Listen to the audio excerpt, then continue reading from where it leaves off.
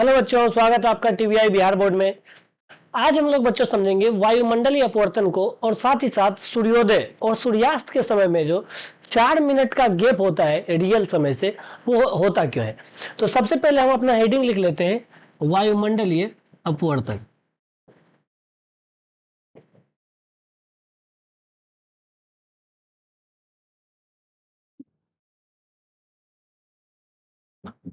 देखिए बच्चों, वायुमंडलीय अपवर्तन जो है यह दो शब्दों से मिलकर के बना है, जिसमें से कि सबसे पहला है वायुमंडल, दूसरा है अपवर्तन। अब वायुमंडल का मतलब क्या होता है, यानी कि हवा से घिरा हुआ क्षेत्र क्या कहलाता है, वायुमंडल कहलाता है। वायु का मतलब क्या हो गया, हवा, और मंडल का मतलब क्या हो गया, परत या क्षेत्र।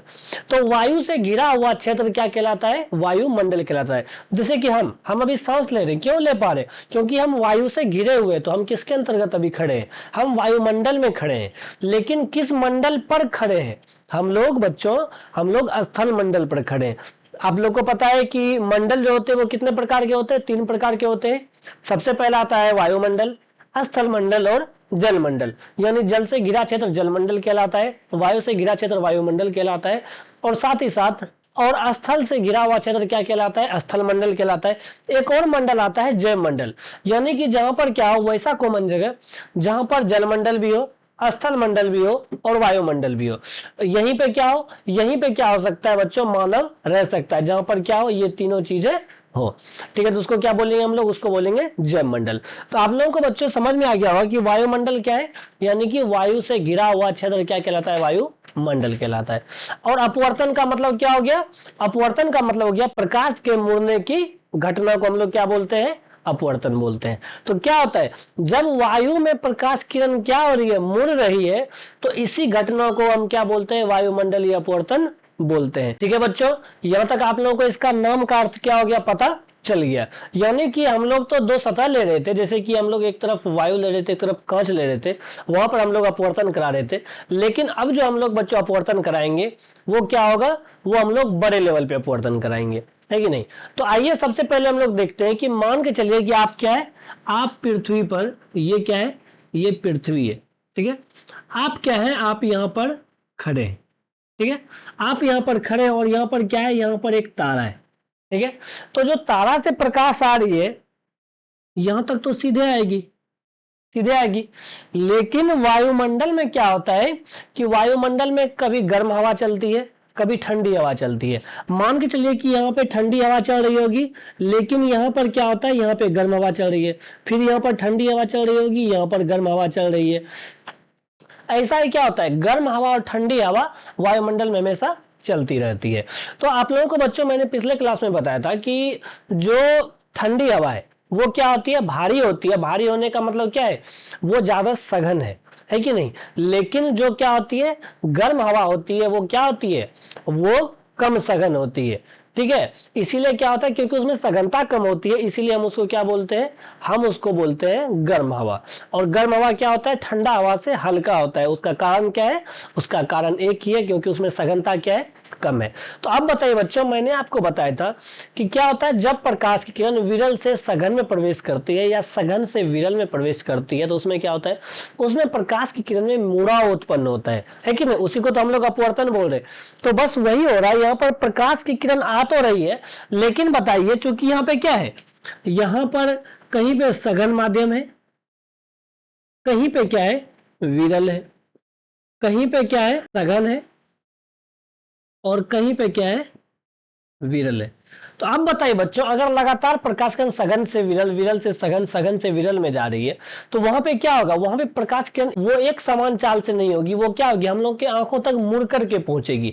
मान के चलिए ये प्रकाश किरण आ रही है, ये किस माध्यम में पहुंची, सघन में पहुंची। तो सघन में जब ये पहुंचेगी तो ये अभिलंब की ओर मुड़ जाएगी। मान के चलिए कि यहाँ पे कहीं पे इसका अभिलंब होगा, ये अभिलंब की ओर यहाँ पे मुड़ गई, ठीक है, ये अभिलंब की ओर मुड़ गई। अब जब प्रकाश किरण सघन से विरल में जाएगी, यहाँ पर मान चलिए इसका अभिलंब है, तो ये क्या होगा, ये दूर भागेगी, है कि नहीं।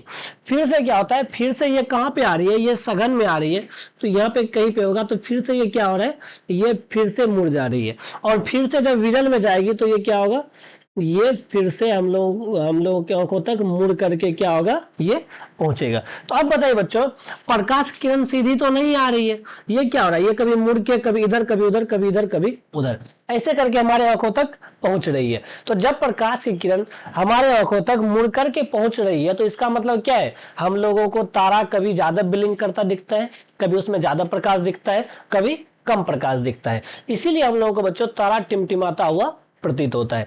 तो ये किस घटना के कारण, तारा जो टिमटिमाता है वो टिमटिमाता है वायुमंडलीय अपवर्तन के कारण, क्योंकि वायुमंडल में क्या होता है, कभी गर्म हवा चलती है कभी ठंडी हवा चलती है। तो इसी के कारण जो प्रकाश से किरण आ रही है वो सीधी नहीं आ पाती है, वो कभी इधर कभी उधर कभी इधर कभी उधर मुड़ करके हमारे आंखों तक पहुंचती है। इसीलिए हम लोगों को क्या होता है, तारा जो है वो कैसा दिखाई देता है, वो टिमटिमाता हुआ दिखाई देता है। तो उम्मीद है बच्चों आपका यहाँ तक टॉपिक क्लियर हो गया होगा। हम यहाँ पर क्या करते हैं, यहाँ पर लिख लेते हैं इसके प्रभाव। पहला प्रभाव क्या हो गया, तारों का टिमटिमा। ठीक है, आप लोग क्या करिए बच्चों, आप लोग अपने मन से यहाँ पे क्या करिए, इसका एक थ्योरी बना करके यहाँ पर शॉर्ट फॉर्म में 2 से 3 लाइन में इसका आंसर दे दीजिएगा, वो इनफ है। अब आइए बच्चों, हम लोग समझते हैं कि सूर्योदय और सूर्यास्त के समय जो है वो टाइमिंग में रियल समय से 4 मिनट का अंतर कैसे हो जाता है। यानी कि सूर्योदय से 2 मिनट पहले हमको सूर्य दिख जाता है और सूर्यास्त के 2 मिनट बाद तक हमको सूर्य दिखाई देता है। ऐसा रियल में होता क्यों है। यहाँ पर हम क्या करते हैं, यहाँ पर हम एक फिर से पृथ्वी बना लेते हैं। यहाँ पर कोई पृथ्वी और यहाँ पर जो है एक मानव नेत्र है, मतलब यहाँ पर से कोई मनुष्य क्या है, देख रहा है। देखिए बच्चों, जब प्रकाश की किरण यहाँ, जब सूर्य जो है वो यहाँ था, क्या था, सूर्योदय का समय है ये। सूर्योदय के समय में जब क्या है, ये क्षैतिज है कि नहीं, ये क्षैतिज है। तो जब क्या है कि सूर्य जो है वो क्षैतिज से नीचे है, तो क्षैतिज से नीचे है तो आप लोगों को पता है पृथ्वी के बाहर क्या है, निर्वात है, कुछ भी नहीं है। तो यहां से प्रकाश किरण क्या होगी, यहां से सीधे जाएगी, सीधे जाएगी। लेकिन चूंकि ये किस माध्यम से जा रही है, विरल से सघन में जा रही है कि नहीं, क्योंकि यहाँ पर क्या है, हवा है, हवा तो ज्यादा सघन होता है ना निर्वात से, तो ये क्या जा रही है, विरल से सघन में। और यहाँ पर क्या है, यहाँ पर एक कोई अभिलंब होगा। तो आप बताइए बच्चों, जब प्रकाश किरण विरल से सघन में जाती है तो वो किस ओर मुड़ती है, वो अभिलंब की ओर मुड़ जाती है। तो यहाँ पे क्या होगा, ये अभिलंब की ओर मुड़ेगी और हमको पता है सूर्य कहाँ पे दिखाई देगा, हमको सूर्य जो दिखाई देगा वो यहाँ पे दिखाई देगा। क्यों दिखाई दे रहा है, ये बच्चों दिखाई दे रहा है हमको वायुमंडलीय अपवर्तन के कारण, क्योंकि सूर्य से जो सूर्योदय से पहले प्रकाश दिखता है वो निर्वात से आ रहा होता है, और वायुमंडल में चूंकि इस वायुमंडल सघन माध्यम है, तो जब इसमें प्रवेश करता है तो उसकी जो प्रकाश की किरण है वो क्या होती है, अभिलंब की ओर मुड़ जाती है। इसीलिए हमको जो सूर्य है वो आभासी रूप से कहां पे दिखाई देता है, क्षैतिज के ऊपर दिखाई देता है। और इन दोनों के बीच का जो अंतर होता है बच्चों, वो कितना होता है, वो 2 मिनट का होता है। अब आइए बच्चों, हम लोग सूर्यास्त का टाइमिंग को देखते हैं। मान के चलिए कि यहाँ पे क्या है, सूरज जो है, सूर्यास्त का ये समय है, सूरज नीचे आ गया, क्षैतिज से नीचे आ गया। लेकिन बच्चों हम लोग जो देख रहे हैं सूर्य को, वो क्यों देख पा रहे हैं, क्योंकि सूर्य से जो प्रकाश किरण आ रही है हम लोग तभी उसको क्या कर पाते हैं, देख पाते हैं। तो यहाँ पे फिर से क्या आ रही है, यहाँ पे प्रकाश की किरण टकरा रही होगी, है कि नहीं, सूर्य से यहाँ पे आके प्रकाश किरण क्या हो रही है, टकरा रही है। और यहाँ पे क्या है, क्योंकि आप लोगों को पता है बच्चों, इधर भी क्या है, विरल है, इधर क्या है, सघन है। तो जब प्रकाश किरण विरल से सघन में जाती है तो क्या होती है, अभिलंब की ओर मुड़ती है। तो यहाँ पे क्या होगा, यहाँ पे ये अभिलंब की ओर मुड़ेगी। और जब क्या हो, हमको जो है सूर्य यहाँ पर दिखेगा सूर्यास्त के समय, और जब तक ये पूरा नीचे नहीं आ जाएगा, जब तक कि यहाँ पे क्या हो, यहाँ पे अच्छे से प्रकाश किरण आना बंद ना हो जाए, तब तक क्या होगा, हमको सूर्य जो दिखेगा वो क्षैतिज के ऊपर ही दिखेगा। ठीक है बच्चों, ये क्या है, ये आभासी सूर्य है और ये क्या है, ये वास्तविक है। और इन दोनों के बीच का जो अंतर होता है बच्चों, वो होता है कितने मिनट का, 2 मिनट का। ठीक है, तो अब अगर आपसे क्वेश्चन है ऑब्जेक्टिव में कभी कि सूर्योदय और सूर्यास्त के समय में कितने मिनट का अंतर होता है, तो क्या बोलना है, 2 मिनट यहाँ पे, 2 मिनट यहाँ पे। टोटल जो है वो कितने मिनट का अंतर हो रहा है बच्चों, वो हो रहा है 4 मिनट का अंतर। उम्मीद है बच्चों आपको ये लेक्चर पसंद आया होगा। अगर ये लेक्चर आपको पसंद आया तो आप लोग इस वीडियो को दोस्तों के साथ शेयर कर सकते हैं। अगले लेक्चर में हम लोग प्रिज्म को समझेंगे कि प्रिज्म जो है वो कैसे 7 रंगों में प्रकाश की किरण को विभाजित कर पाता है।